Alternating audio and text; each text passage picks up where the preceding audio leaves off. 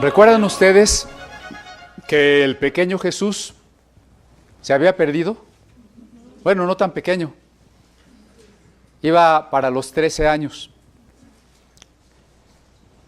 Y entonces cuando los papás y la familia llegaron a la fiesta de la Pascua e iniciaron el retorno, como era costumbre, la caravana inicia su camino y los niños, los jovencitos, seguramente van al frente, van jugando, van corriendo, van conociendo más lugares.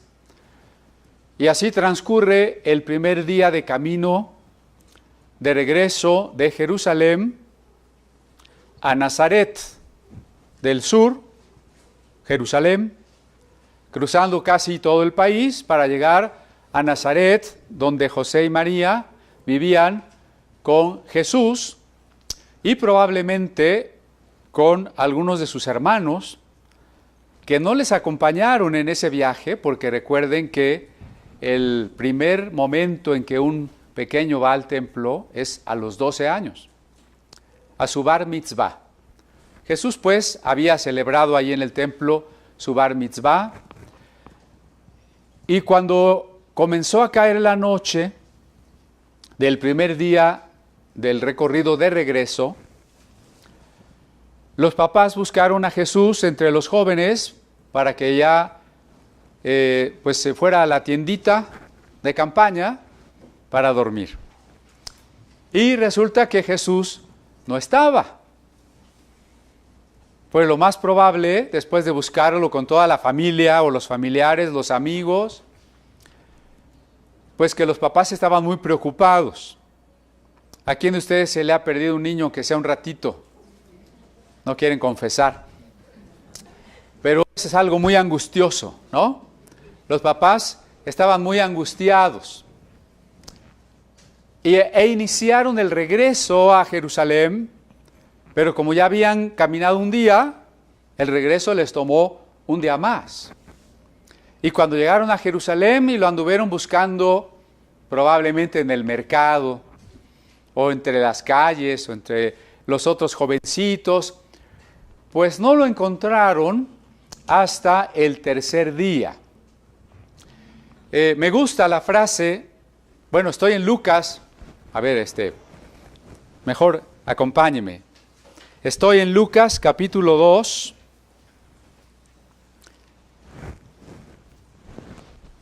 y voy a leer a partir del verso 41, que dice: iban sus padres todos los años a Jerusalén en la fiesta de la Pascua. Y cuando tuvo 12 años, subieron a Jerusalén conforme a la costumbre de la fiesta. Al regresar ellos, acabada la fiesta, se quedó el niño Jesús en Jerusalén sin que lo supiesen José y su madre. Y pensando que estaba entre la compañía, anduvieron camino de un día, y le buscaban entre los parientes y los conocidos. Pero, como no le hallaron, volvieron a Jerusalén buscándole. Hasta aquí estamos, ¿no? Y luego, aconteció que 3 días después, esa es la frase, aconteció que 3 días después. Y es que es una frase que se repite varias veces en la Biblia. Por ejemplo, en el relato del Génesis, es el día tercero cuando Dios crea la vida. El primero y el segundo día, Dios solamente prepara el hábitat para el hombre. Separa la luz de las tinieblas y las aguas de la tierra seca. Pero el tercer día surge la vida.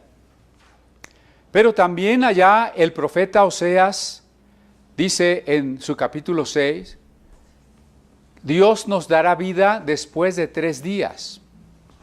¿No es interesante? Cuando Dios se aparece en el Sinaí, dice a Moisés, prepara al pueblo porque al tercer día yo voy a aparecer en el monte. Después Jesús resucitará al tercer día. Pablo se encontrará con Cristo en el camino a Damasco y al tercer día recibirá el milagro de recuperar la vista y también el Espíritu Santo. Y así podría yo insistir en muchos textos de la Biblia del simbolismo del tercer día. Por lo pronto es interesante pues que 3 días ya Jesús ha estado en el templo. Bueno, ya me adelanté. Aquí dice, y aconteció que 3 días después le hallaron en el templo. ¡Qué niño tan aburrido! ¿No? No estaba en las maquinitas jugando. No estaba echando una cascarita de fútbol por ahí. No estaba haciendo otras cosas que hacen los jovencitos, los adolescentes. Estaba en el templo. ¿Y qué estaba haciendo en el templo? Sentado en medio de los doctores de la ley, oyéndoles y preguntándoles. El templo tenía un lugar santísimo donde nadie entraba. Luego un lugar santo donde estaba el altar de oro, del incienso, el candelabro de los 7 brazos. Solo los sacerdotes entraban. Pero había un primer patio, el más cercano al templo, donde estaba el altar de los holocaustos. Era un atrio, un patio bastante grande, con varias puertas. Y en uno de esos lugares se sentaban los doctores de la ley. ¿Quiénes eran los doctores de la ley?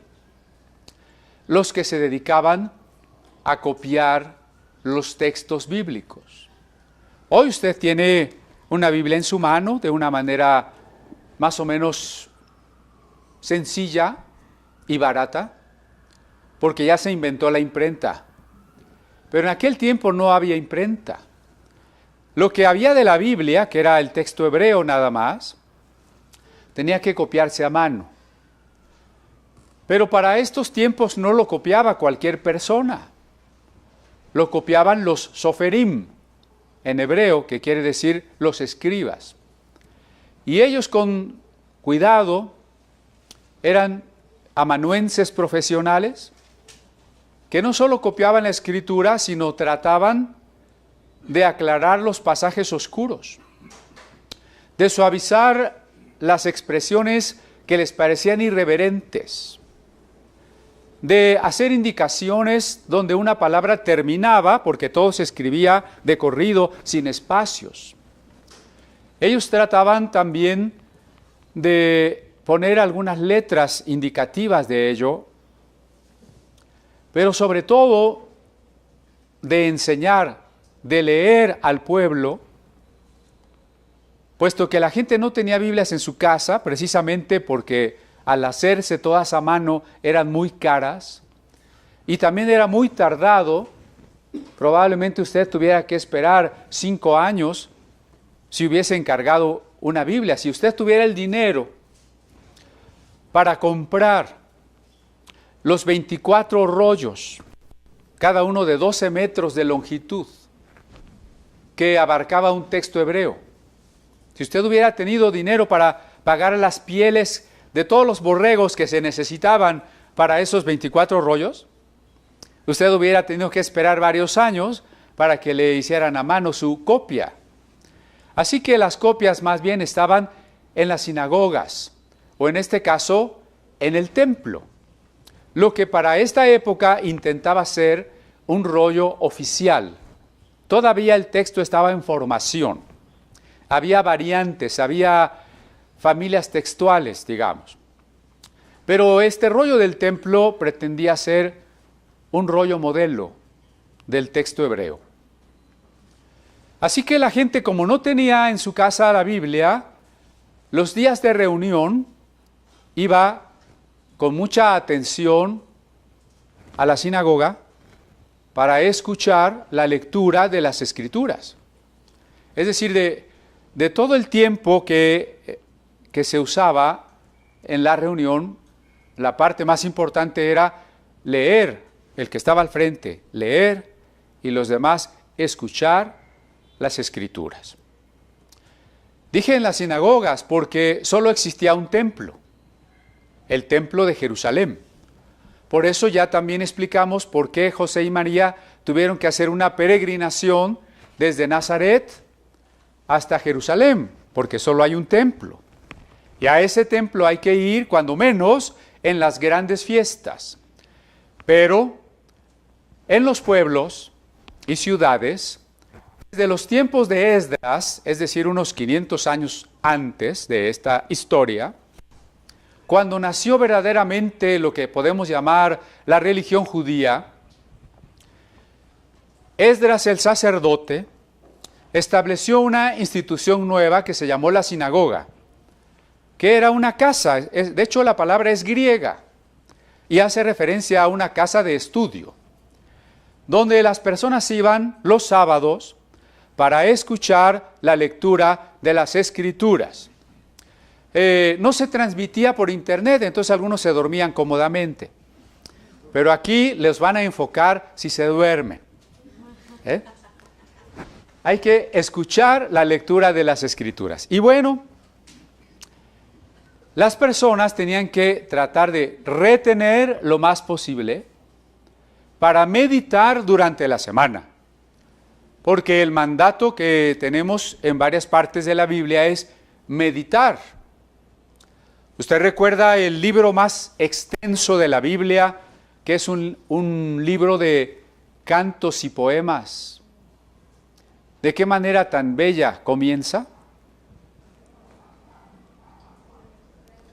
Es el Tehilim, el libro de los Salmos. ¿Cómo comienza? Bienaventurado el varón que en la ley de Dios medita de día y de noche. Ya le he comentado que la raíz del verbo meditar en el hebreo es rumiar. Quiere decir que usted tiene que rumiar la Biblia todo el tiempo. Y si antes usted solo la escuchaba el sábado, tenía que retener lo más que pudiera para que en la semana tuviera algo que rumiar. Ahora, gracias a Dios, y gracias a muchos que pagaron incluso con su sangre, tenemos Biblias en nuestro idioma y tenemos Biblias impresas en nuestras casas.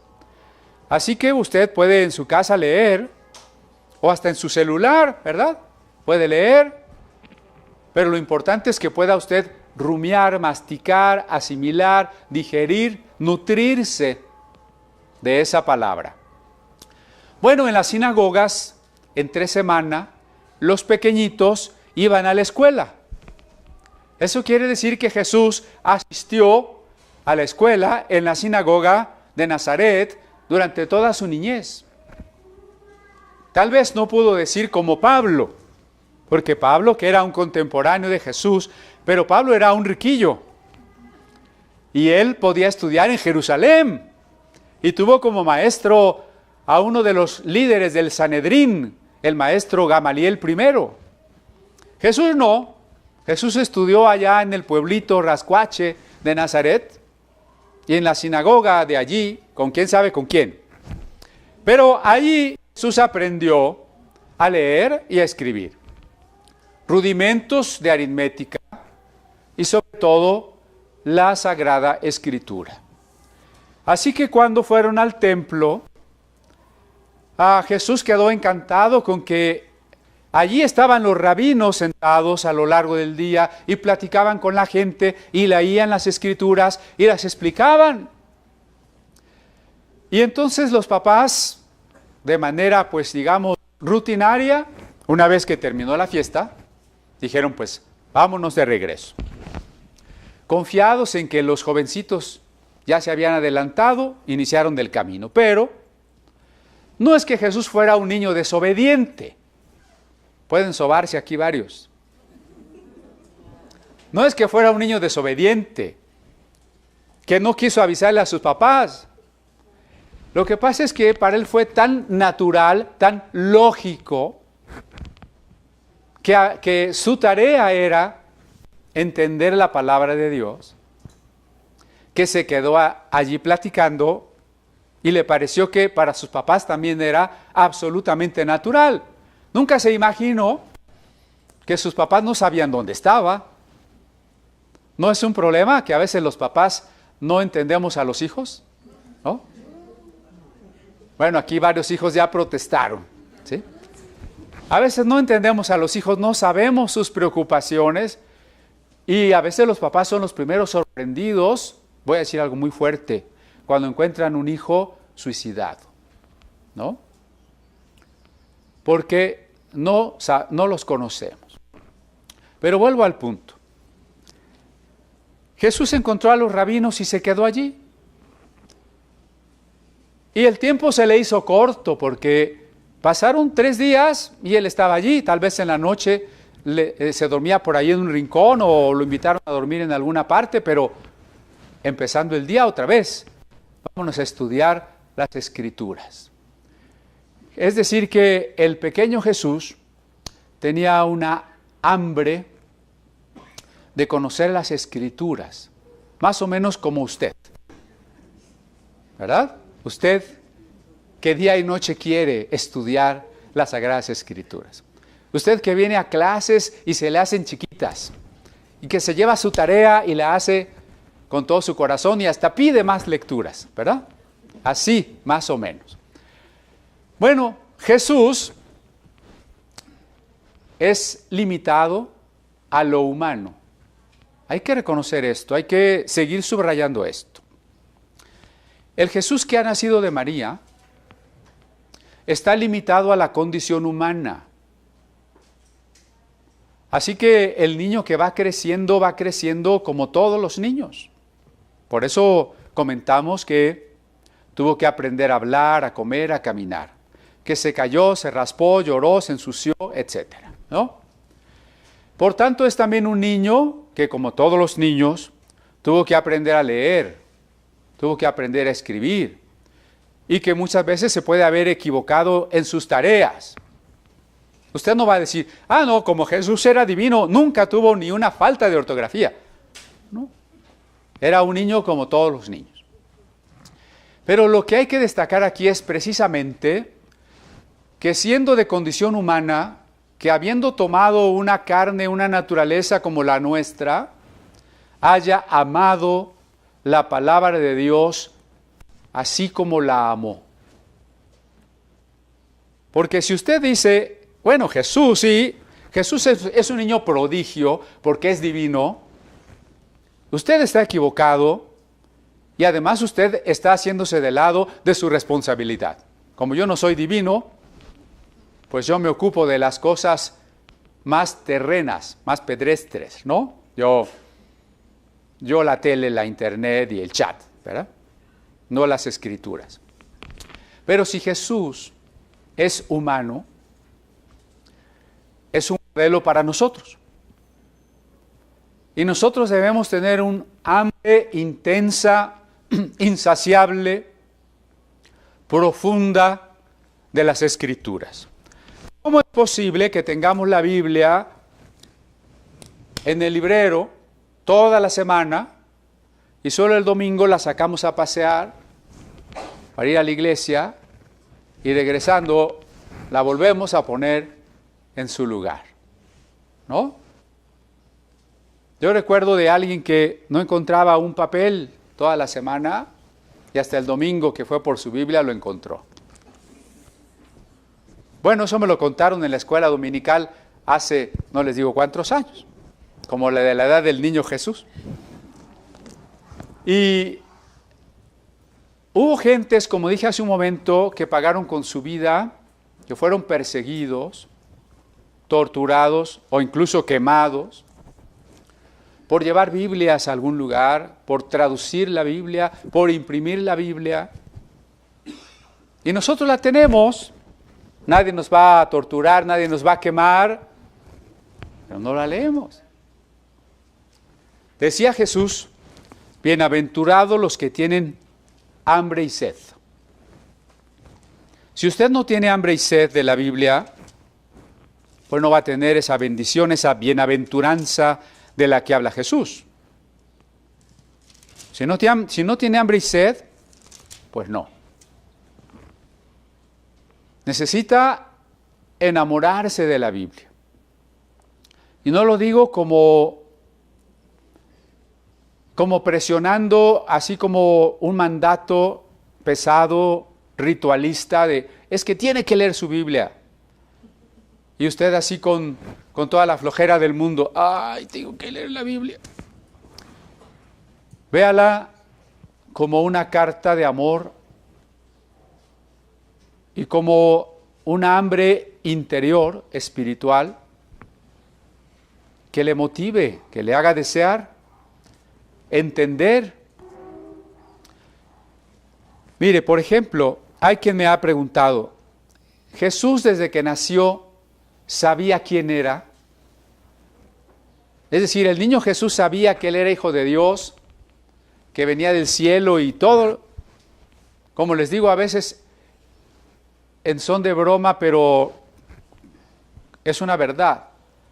Jesús ya había visto alguna de las películas de su vida, ya sabía lo que iba a pasar. ¿Por qué Jesús estaba ahí en el templo? Porque ya sabía quién era. Jesús lo sabe solamente como humano. Lo que Jesús sabe cuando está en esta tierra, no lo sabe como Dios. Lo sabe como humano. No tiene una certeza más allá de la certeza humana.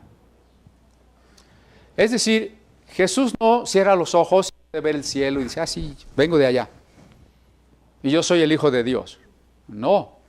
Me voy a adelantar mucho para ilustrarle esto, porque ya sé que ya me está viendo casi con cuernos, ¿verdad? Pero cuando el relato de las tentaciones de Cristo en el desierto, usted recordará cómo comienza la tentación que el diablo le propone. Si eres hijo de Dios, ¿ve? Eso nos confirma que Jesús lo sabía con certeza humana. Por eso, al primer asunto que el diablo quiere abordar, lo primero en donde quiere que Jesús tambalee es, si eres hijo de Dios. Jesús no lo sabe. ¿Cómo lo sabe? ¿Hasta dónde lo sabe? ¿Cómo lo sabe? Primera, porque sus papás se lo tienen que explicar. Tú naciste así asado. Un ángel te anunció. Unos pastores te vinieron a visitar al establo donde naciste. Unos magos del oriente te trajeron estos regalos que guardamos aquí. José no es tu papá. Te quiere mucho, pero no es tu papá. Todo eso tienen que haberle explicado al niño Jesús, ¿o no? Esa es una primera manera de saberlo. Pero la otra manera de saberlo es estudiando las Escrituras. Muy bien, yo soy un hijo de Dios, o soy el hijo de Dios, perdón. ¿Qué quiere el Padre de mí? Bueno, y en eso estamos iguales, ¿no? No somos el hijo de Dios, somos unos hijos de Dios, pero nuestra principal preocupación en la vida debería ser ¿qué quiere Dios de mí? Y la única manera de saber lo que quiere Dios de mí es echarme un volado. No, ya protestaron, claro. La única manera de saber lo que Dios quiere de mí es encontrarlo aquí. Por eso Jesús estudiaba las Escrituras. Y la tercera forma de saberlo era el testimonio del Espíritu Santo a su espíritu. Lo dice Pablo en Romanos 8, porque el Espíritu da testimonio a nuestro espíritu que somos hijos de Dios, ¿no? Pero aún así, no viene el diablo y luego le dice, ay, ¿tú eres hijo de Dios? Dios ni te conoce, tú eres un pecador. O otras cosas parecidas. Oh, Dios no existe, ¿cómo vas a ser hijo de Dios? ¿No? Jesús sabe que es el Hijo de Dios en una certeza humana. Pero tiene una hambre de la Escritura, porque a través de la Escritura tiene que saber quién es el Padre. Y tiene que saber lo que el Padre quiere de él, ¿no? ¿Habrá alguna persona que diga, no, a mí Jesús me parece uno de los hombres más grandes de la historia? Muchas personas dicen eso, ¿no? Y si uno les preguntara, bueno, a ver, ¿y qué dijo Jesús? ¿Quién sabe? ¿Y qué hizo? No, pues no sé, pero fue el más grande de la historia. Necesitamos ir al texto y conocer a Dios, y conocer la voluntad de Dios para nosotros. Por eso ahí estaba Jesús, y entonces el siguiente verso dice, y todos los que le oían se maravillaban de su inteligencia y de sus respuestas. A veces si leemos solo este texto, parecería un Jesús divino que vino a enseñarle a los rabinos, porque ese niño sí sabía y los otros eran una especie de ignorantes. Si usted lee, y de hecho le invito a que lo lea, algunos de los evangelios apócrifos, por ejemplo, el protoevangelio de Santiago, o el apócrifo del pseudo Tomás de la infancia, usted va a leer allí que Jesús fue a la escuela y que el rabino le quiso enseñar las letras. Y entonces Jesús, niño, le contesta al rabino, hipócrita, si no sabes el significado de la A, no me quieras hablar de la B. Y abandonó la escuela. Ese está en un evangelio apócrifo, no está en la Biblia. Obviamente esa es una postura esotérica que supone que las letras hebreas tienen un valor numérico y secreto. Y que el rabino, que seguramente no era un cabalista, pues era un ignorante, en cambio Jesús conocía las profundidades de las letras, ¿no? Claro, esto sucede cuando idolatramos el hebreo. Acuérdese que al único que adoramos es a Dios, no al hebreo. El hebreo no es un idioma divino, no es el que habla Dios, no es el que habló Adán, no es el que se habló antes de la Torre de Babel, ni es el que tiene los números secretos para entender los misterios celestiales. Eso es idolatrar al hebreo. Entonces los evangelios apócrifos ponen a un Jesús arrogante que desprecia a los maestros. O algún cristiano se imagina que es un Jesús que usa su sabiduría divina y por eso todos se admiran de su inteligencia. No, por eso acabo de subrayar que Jesús es humano. Y por eso el verso anterior dice que estaba con los doctores de la ley, oyéndoles y preguntándoles. Esto es muy importante y no debemos pasarlo por alto. Antes de dar respuestas, ¿qué tenemos que hacer? Escuchar. El libro de Proverbios dice que lo que el sabio hace, lo primero que hace el sabio es escuchar. A veces estamos discutiendo con alguien y ni siquiera hemos entendido lo que nos quiere decir porque no escuchamos. Por eso dicen diálogo de sordos, ¿no? Porque realmente no se oye uno al otro. Primero hay que escuchar. Y para eso se requiere humildad. Yo todo eso ya me lo sé. ¿A mí qué me va a enseñar perenganito de tal? ¿Qué me va a enseñar Connie? ¿Verdad? Primero hay que escuchar. Después hay que preguntar. Y en eso, pues, creo que también pusimos un muy buen ejemplo Sócrates, San Agustín, René Descartes. Escuchamos, preguntamos. Jesús como humano, como niño que quiere saber, escucha a los doctores y pregunta. Seguramente los doctores también le preguntan. Y entonces Jesús responde. Noten, responde. Porque a veces estamos queriéndole enseñar a las personas algo que no nos han preguntado.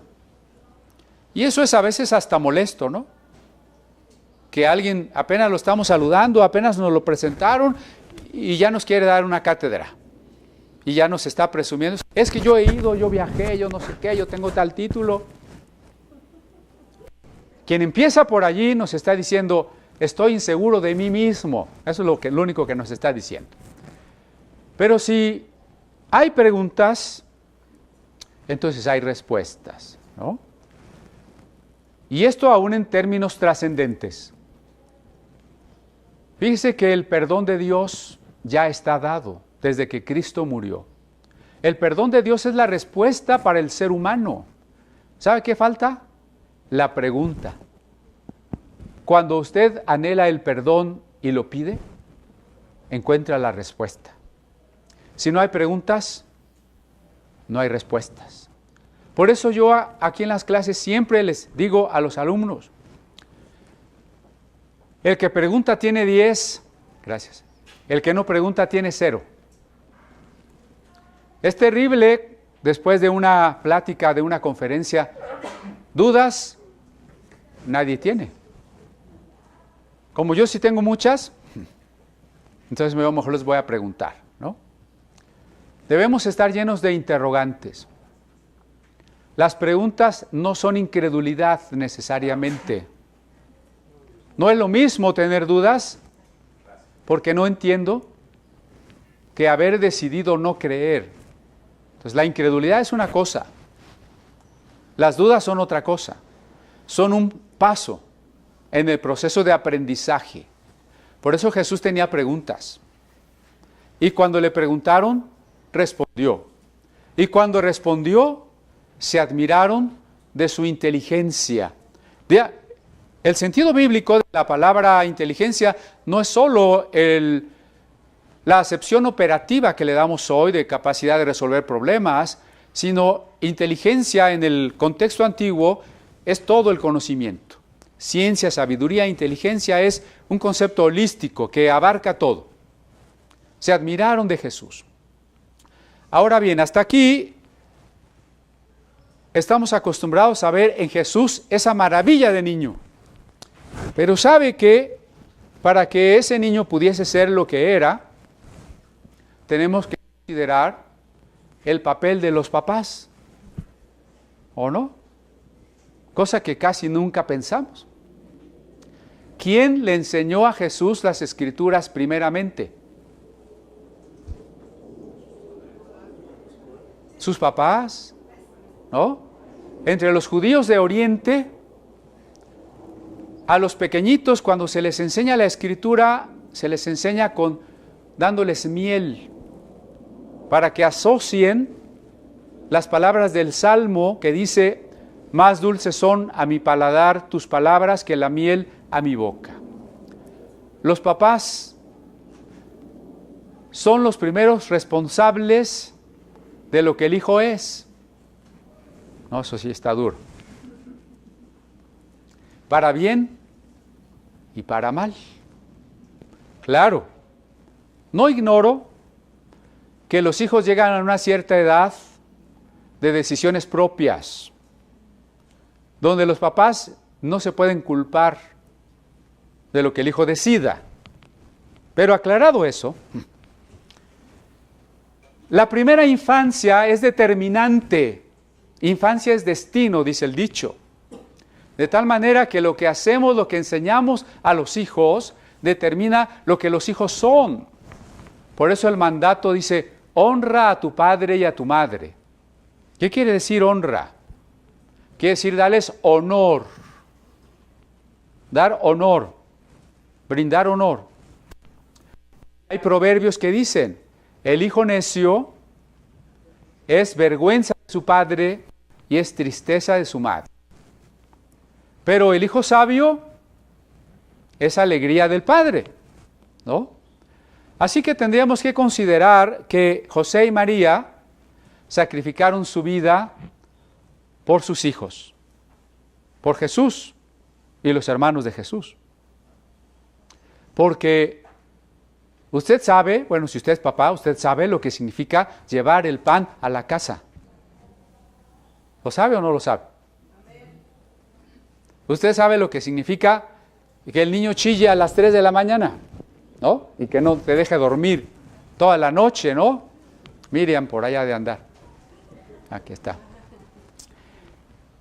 Lo que significa la preocupación del hijo que se enferma, de los problemas, de estar al pendiente de su enseñanza, de darle nuestro tiempo.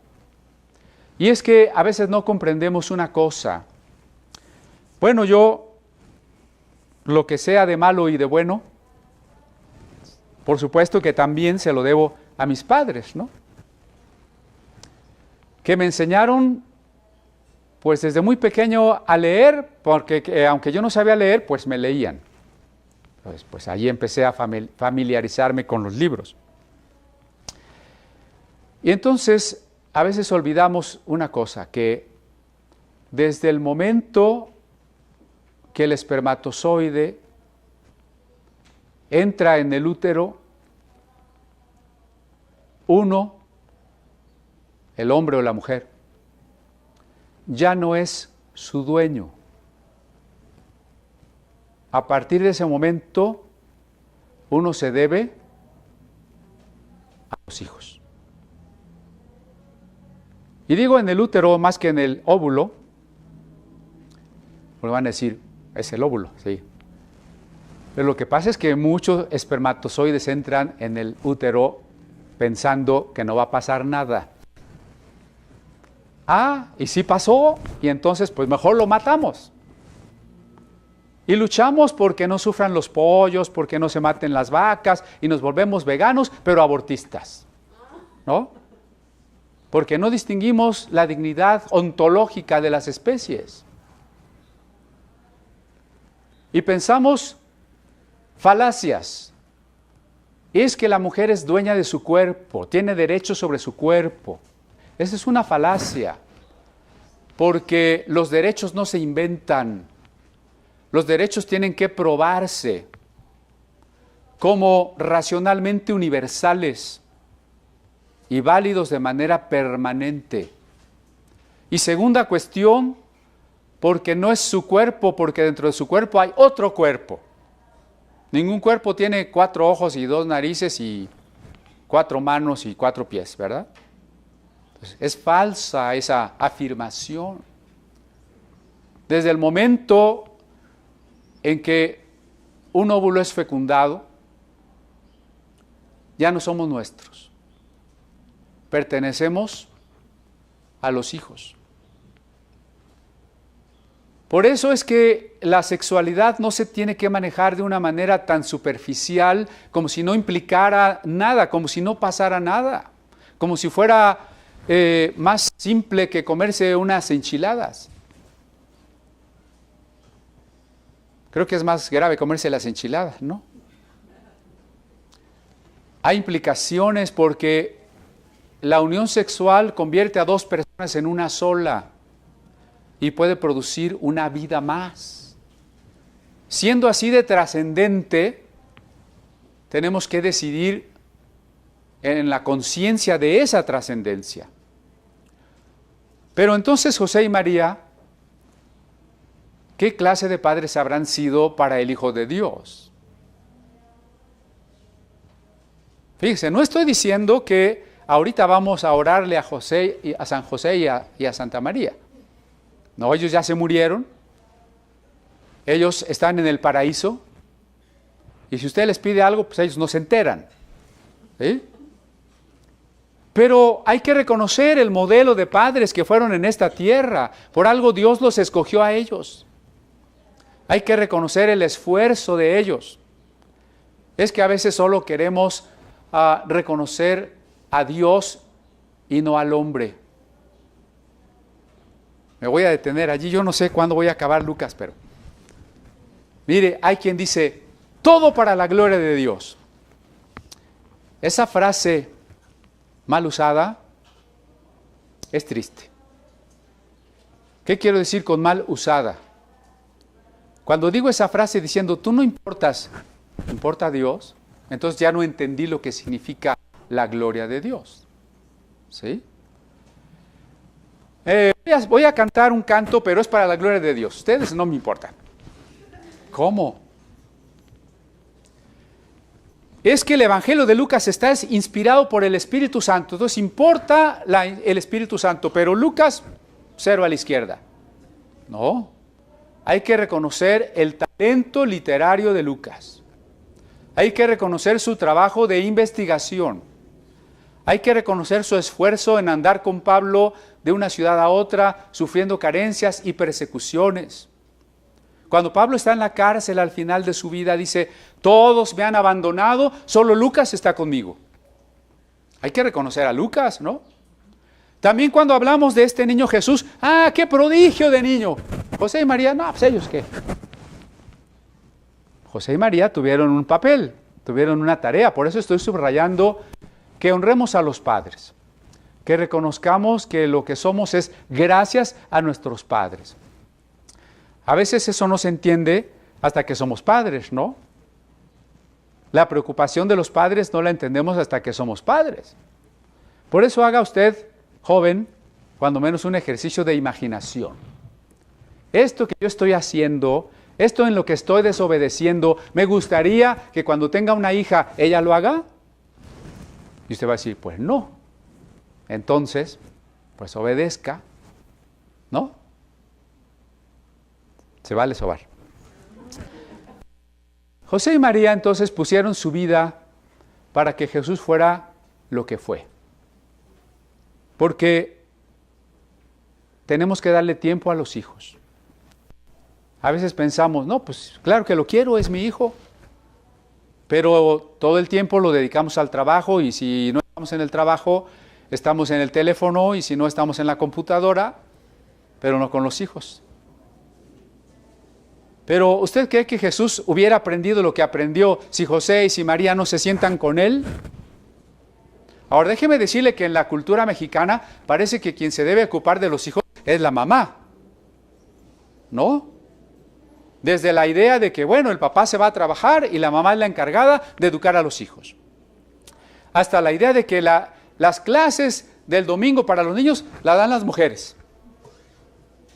Y si el marido o el que embarazó a la mujer no quiere hacerse responsable, pues se va y ¿quién se queda con los hijos?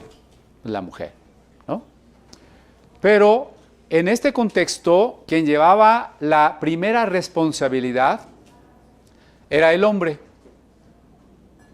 Cuando Pablo, en la carta a los Romanos, dice, tú que eres judío y que te jactas de tener la ley y que eres maestro de niños. ¿Quiénes eran los maestros de niños? Los rabinos, ¿no? Digo, aquí tenemos unas maestras de niños muy preparadas. No estoy hablando en contra de ellas, al contrario. Gracias por su esfuerzo. Pero muchas veces se le encarga a cualquier señorita que no se ha preparado, que los entretenga, ¿no? Llévate a los niños, que no den lata. Más bien, como que el objetivo de mandarlos a su salón es que no den lata. El objetivo de la Biblia es que el niño aprenda. Eso lo tuvieron muy claro, por ejemplo, los jesuitas, ¿eh? Los jesuitas tienen muchas escuelas. ¿Por qué tienen muchas escuelas? Porque saben que quien tenga la educación tiene el poder. Claro, los jesuitas son un problema. Por eso los expulsaron 2 veces de la Nueva España, ¿no? Pero comprendieron que quien tenga la educación tiene el poder. Nosotros tenemos que educar a nuestros hijos, los varones, los pastores. Deuteronomio 6 está dirigido en primera instancia al hombre. Y estas palabras que yo te mando hoy, dice el Deuteronomio, las hablarás a tus hijos. Se le está diciendo al hombre. Las hablarás a tus hijos cuando entres, cuando salgas, cuando te levantes, cuando te acuestes, cuando estés en la casa, cuando andes por el camino. Los extremos de la vida. Por lo tanto, abarca toda la vida. ¿A quién se le dice? Al hombre. Por eso nosotros tenemos que volver a ese concepto. La madre tiene una tarea de aconsejar e impartir sabiduría a sus hijos, sí. Pero la responsabilidad primera es del hombre. Y no siempre la estamos cumpliendo. Porque estamos confiados que la mamá lo hace. Y Dios nos va a pedir cuentas de eso. Por eso yo me quiero imaginar cuántas veces José se habrá sentado con Jesús a enseñarle no solo la carpintería, porque tuvo que enseñar la carpintería, o la albañilería, lo que haya sido José, y las Sagradas Escrituras, ¿no? Entonces, bueno, sí nos admiramos de la inteligencia de Jesús, pero no olvidamos el papel y el esfuerzo de sus padres. Y tampoco olvidamos que Jesús fue humano. Y si lo que logró, lo logró como humano, usted y yo estamos obligados. Por eso, si usted al salir de aquí ya se le olvidó todo lo que dije, cuando menos acuérdese de una cosa. Usted debe tener hambre de la palabra de Dios, un hambre insaciable. ¿Sí?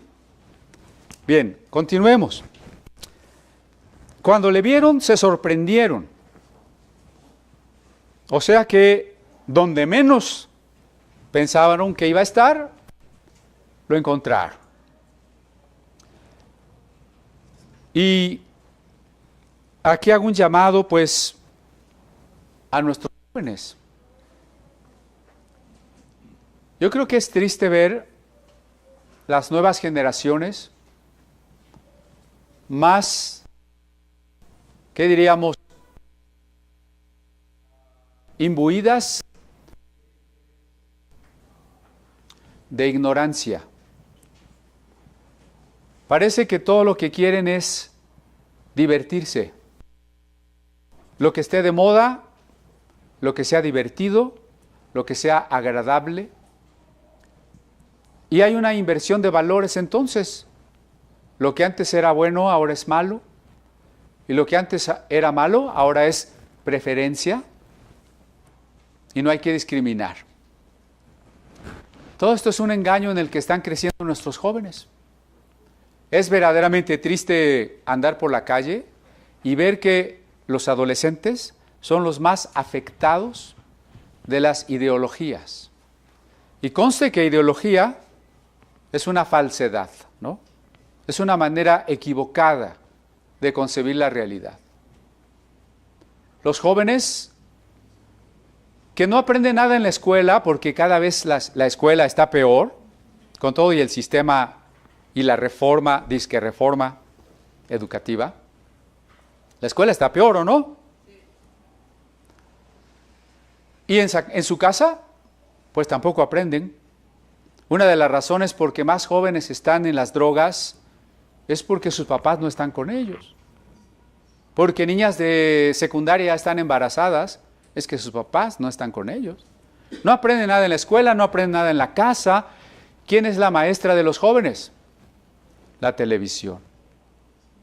Y los otros amiguitos. Y las modas falsas, las ideologías, la inversión de valores, el relativismo, el consumismo.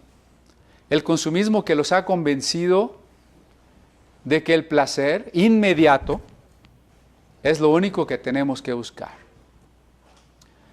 Por eso yo invitaría, si algún joven nos escucha, porque ahí también está un problema, ¿no? Escuchar una plática de 1 hora, pues para un joven es así como imposible, ¿eh? Si se fijan los videitos, hay unos de segundos nada más, ¿no? Porque ya son incapaces de poner atención más tiempo. Es parte de la esquizofrenia que nos dieron las caricaturas y los juegos virtuales, ¿no? Es muy difícil. Por eso tenemos una gran tarea como papás, como iglesia, como jóvenes con otros jóvenes, de alcanzar a nuestros jóvenes. Porque hay una distancia abismal entre los intereses que tenía Jesús y los que tiene la mayoría de nuestros jóvenes. Hace poquito pusieron en las redes una capsulita donde platico algo de la independencia de México, ¿no? Ya no nos dio tiempo, pero me hubiera gustado que al principio de ese videíto hubiese entrevista a varios adolescentes o niños preguntándoles, oye, ¿quién fue Javier Mina, Ignacio Allende, Leona Vicario? Y ¿saben qué hubieran dicho? Y que al mismo tiempo les hubieran dicho, oye, ¿quién es el Hombre Araña? ¿Y quién es Superman? ¿Y saben qué hubieran dicho? Pues sabrían. Esa es la condición de nuestros niños. Ahora imagínense la condición con respecto a la Biblia. Yo no sé si alguien quiere animarse a hacer una entrevista entre niños y adolescentes. Oye, ¿qué es la Biblia? ¿De qué se trata la Biblia? ¿Quién escribió la Biblia? ¿Has leído un poquito de la Biblia? ¿Tienes una Biblia? ¿Se imagina las respuestas? No tengo que decírselas. Los padres de Jesús estaban sorprendidos porque lo buscaron por todas partes, menos donde lo tenían que haber buscado. Y entonces le dijeron, hijo, ¿por qué nos has hecho así? He aquí tu padre y yo te hemos buscado con angustia. Si es comprensible, 3 días sin encontrar al hijo. Y eso que no vivían ahora que secuestran niños y les quitan los órganos, ¿no? Estábamos muy angustiados. ¿Por qué nos has preocupado de esa manera? ¿Por qué no nos avisaste? ¿Por qué? No sé cuánto lo han de haber regañado. Aquí está resumido seguramente. Ya oigo a María. Entonces él les dijo, ¿por qué me buscabais? ¿No sabíais que en los negocios de mi padre me es necesario estar? ¿Ven la naturalidad? Pero pues yo nunca me imaginé que ustedes no iban a saber dónde yo estaba. ¿Qué no saben? Que en los negocios de mi padre, ustedes me han dicho quién es mi padre, yo tengo que estar en lo que es de mi padre. Por eso la prioridad de nuestra vida debe ser Dios. El centro de todo lo que hacemos, el amor más importante debe ser Dios. ¿Tiene conmigo el pasaje? ¿Sí lo tiene ahí? A ver, Lucas 2, 49. Léalo conmigo, por favor. Léalo conmigo. Dice, entonces él les dijo, ¿por qué me buscabais? ¿No sabíais que en los negocios de mi padre... Algunas Biblias dicen me conviene, otras me es necesario, ¿no? ¿Quién tiene me conviene? Nada más Dani. Bueno, ok. Solo leamos la última frase entre interrogaciones. ¿No sabíais que en los negocios de mi padre me conviene estar? ¿Eso que Jesús dijo es aplicable a nosotros? ¿Puede decirlo usted? Porque no ocuparnos de los negocios, es decir, de los asuntos aquí, no son negocios de que Dios me va a hacer rico, ¿eh? Son negocios en el castellano antiguo, son asuntos. Nos conviene estar. Nos es necesario, todavía me gusta más, ¿no? Necesario, de necesidad de esa hambre de la que hablábamos. Porque en síntesis, si no estamos en los negocios de nuestro Padre, como consecuencia, nuestra vida va a ir mal, muy mal. Si los asuntos de nuestro Padre son nuestra prioridad, como consecuencia, encontraremos aquello que Aristóteles veía al final del camino de la ética, la felicidad. Por eso, repita conmigo una vez más esta frase, pero ahora para usted. Así la dijo Jesús, pero ahora dígala para usted, de su corazón. ¿No sabíais negocios de mi Padre me es necesario estar? No lo vi muy convencido. A ver, otra vez, con más convicción, con más compromiso. ¿No sabéis que en los negocios de mi Padre me conviene estar? ¿Me es necesario estar? Bien.